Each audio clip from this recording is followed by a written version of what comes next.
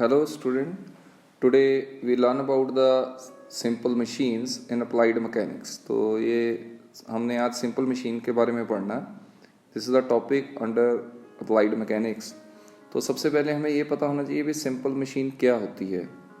तो simple machine की बात करें, a simple machine applies a single force to a single load.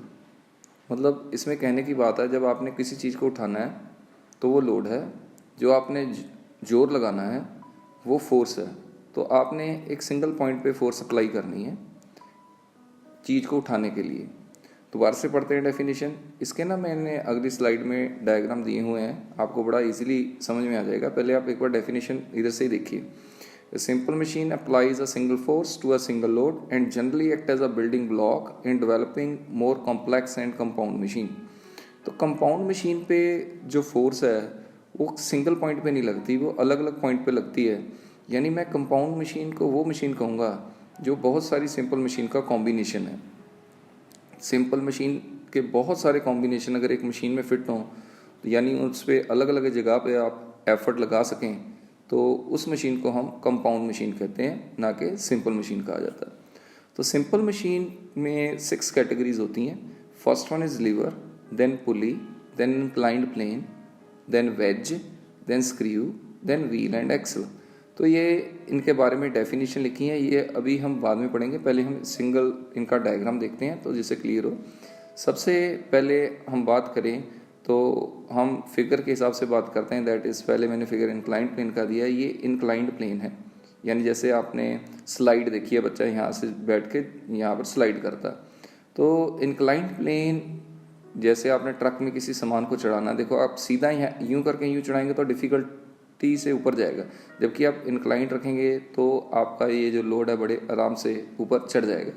तो यानी एक तरीके के मशीन का काम है, यही लोड है, यहाँ पर आप एफर्ट लगा रहे हैं एक पॉइंट पे ही, तो ये इसको ऊपर लेके जा रहा है. तो ये बड़ा सिंपल सा है. तो अब इसकी हम सबसे पहले इंक्लाइंड प्लेन की डेफिनेशन देखेंगे.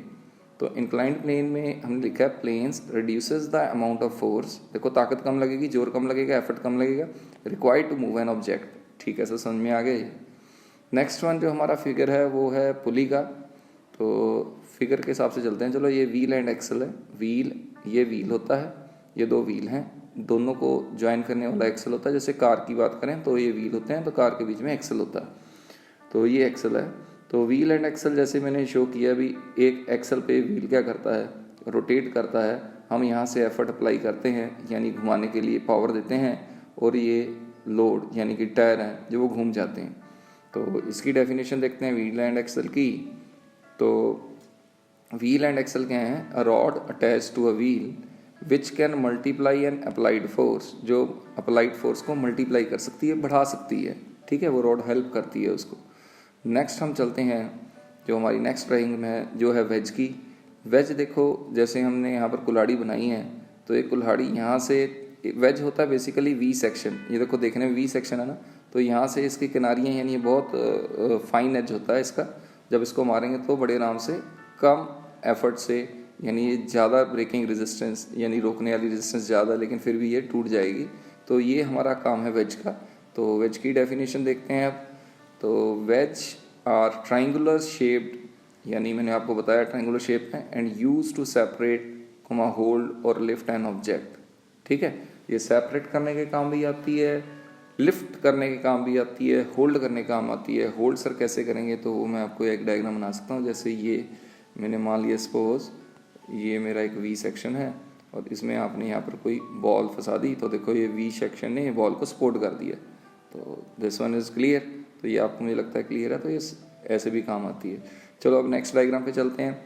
नेक्स्ट टाइम हमारा स्क्रू का है. स्क्रू देखो, स्क्रू की बात करें तो जैसे बोतल की बात करें, ये बोतल है, बोतल का जो कैप है वो बोतल में यहाँ पर स्क्रू दिए हैं, तो ये हम घुमाएंगे तो ये बड़े आराम से घूम जाएगा.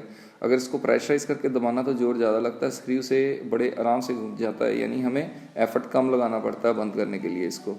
तो स्क्रू की बात करें यार, सिलेंड्रिकल शाफ्ट्स हैं, ग्रूव्स हैं, that pass through a move throw और move our other object through rotational force, यानी घुमा के आप बंद कर सकते हैं. तो बड़ा सिंपल था ये. इसके बाद आ गया लीवर. तो लीवर बेसिकली यहाँ पर सपोज आपने एक बच्चा बिठा दिया, यहाँ पर लोड है, आपने यहाँ पर कोई चीज़ उठानी है, तो यहाँ पर बच्चा ना बैठाओ मतलब आप यहाँ से हाथ से चाहे जोर लगा दो, कम जोर लगाओगे और ये चीज़ आराम से उठ जाएगी। इसको कहते हैं फलक्रम। ये जो नीचे है ना, ये इसको कहते हैं फलक्रम। ठीक है, ये सपोर्ट करने के काम आया। तो ये हमारा लीवर है। तो लीवर की बात करें तो acts as a pivot point. Pivot point जहाँ पर फलक्रम था, that multiplies the force. Force को मल्टीप्लाई कर देता है। That can be apply to the another object, और अनदर ऑब्जेक्ट बड़े आराम से उठ जाता है। तो चलो सर, ये भी समझ में आ गया। जो लास्ट वन है वो है हमारा पुली।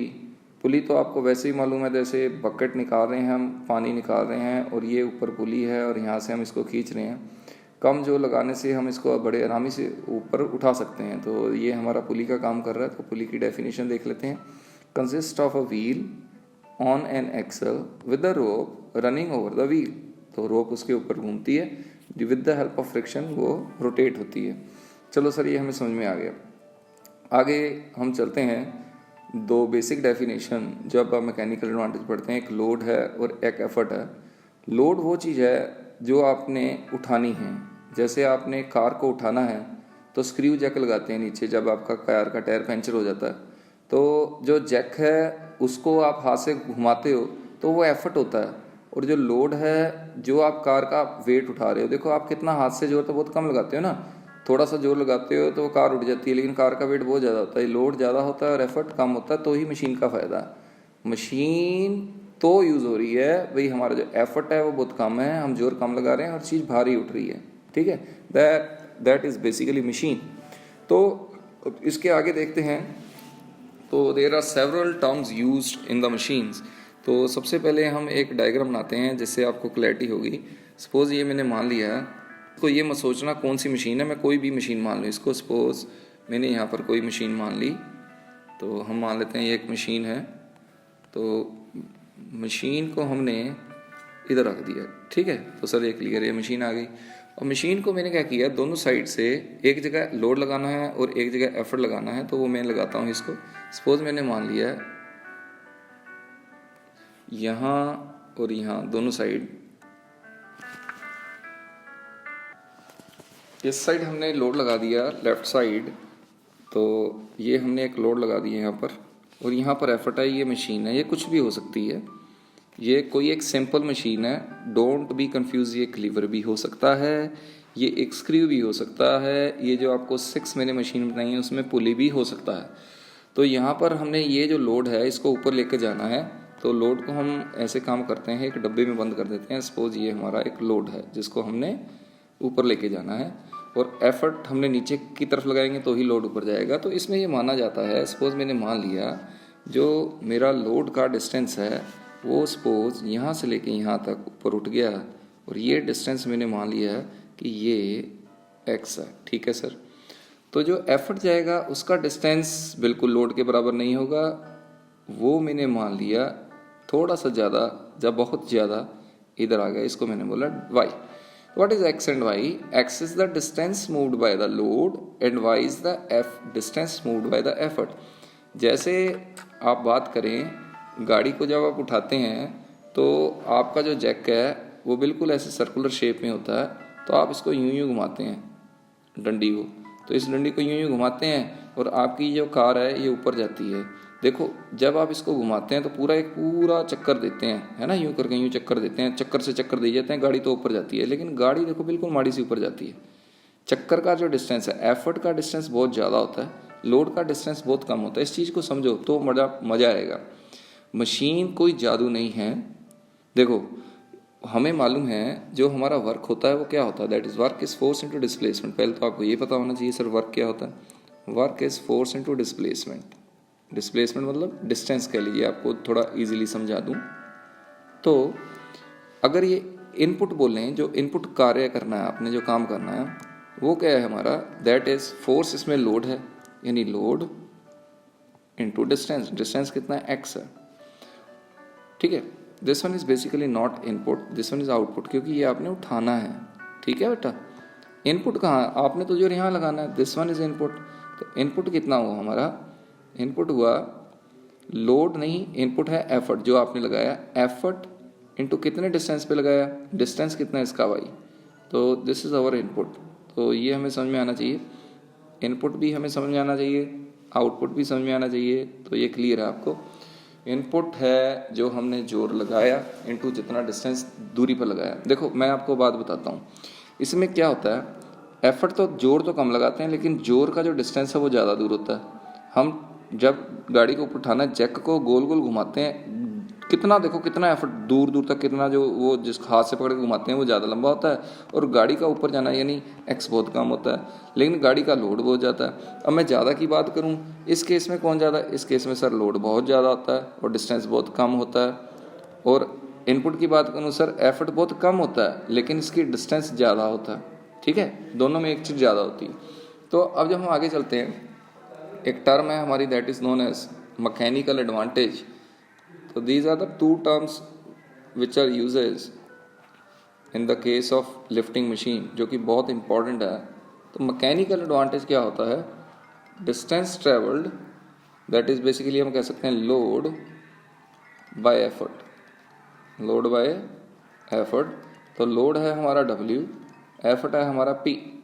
लोड लिफ्टेड कहते हैं तो बहुत ही अच्छा लगता है, load lifted upon effort applied, load lifted upon effort applied is mechanical advantage. तो मैकेनिकल एडवांटेज को MA से भी लिख देते हैं W/P।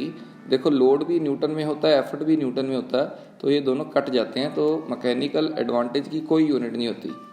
ठीक है, अब आगे चलते हैं वेलोसिटी रेशियो। तो वेलोसिटी रेशियो क्या है, velocity ratio is basically ratio of distance travelled. किसका डिस्टेंस ज़्यादा है, सोच के देखो, एफर्ट का sir, distance travelled by effort, जो ज़्यादा है वो ऊपर आएगा।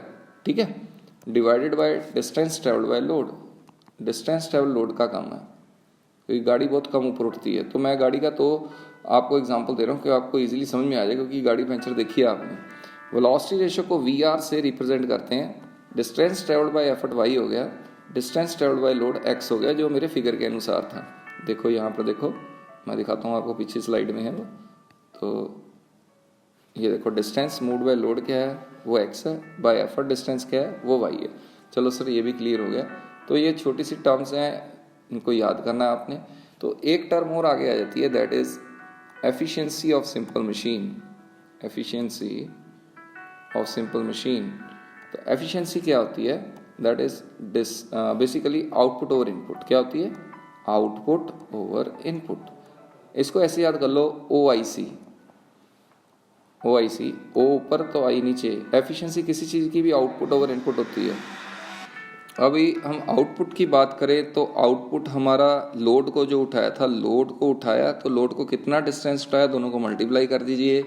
इनपुट एफर्ट जो आपने जोर लगाया, कितनी दूरी तक लगाया, दोनों को मल्टीप्लाई कर दीजिए। एफिशिएंसी का सिंबल N करके लंबा, जिसको हम ईटा कहते हैं, वो होता है। अब लोड अपॉन एफर्ट क्या होता है सर, ये तो मैकेनिकल एडवांटेज है। और अगर Y/X बोलें, X/Y नहीं, Y/X, तो वो वेलोसिटी रेशियो होता है, यानी वेलोसिटी रेशियो नीचे आ जाएगा। यानी हम एफिशिएंसी ऑफ सिंपल मशीन मा अपॉन वीर, यानी mechanical advantage upon velocity ratio बोलेंगे। ठीक है, तो सर ये हमें याद हो गया। अगर मैं बोलूँ एफिशिएंसी 100% है, यानी 100% यानी कि 1 है, यानी कि 1 मान लीजिए इसे, तो मैकेनिकल एडवांटेज वेलोसिटी रेशियो के बराबर हो जाता है।